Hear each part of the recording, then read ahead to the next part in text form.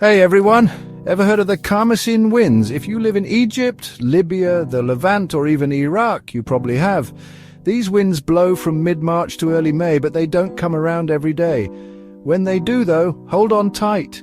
The Khamasin winds can cause a sudden temperature spike of over 10 degrees within hours. We're talking about low humidity levels, less than 20%, and wind speeds that can exceed 50 kilometers per hour. And yes, they're loaded with dust and fine sand. So what's behind these intense winds? It's all about atmospheric pressure differences. The Sudanese low in the south and the European high in the north create a pressure gradient.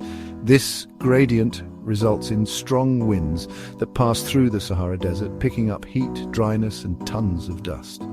But let's talk about the more immediate concern: health effects. These winds can lead to respiratory issues, headaches, dehydration, and even damage crops. So, what can you do to stay safe during the Khamasin? First, stay indoors as much as possible, especially if you're elderly, a child, or have respiratory problems. Second, make sure to close windows and doors tightly to keep the dust out. Third, use a humidifier or place a bowl of water in your room to combat the dryness. And fourth, drink plenty of water to stay hydrated. If you must go outside, especially if it rains, wear a mask to reduce dust inhalation. So, there you have it. Stay safe, stay informed, and until next time, take care.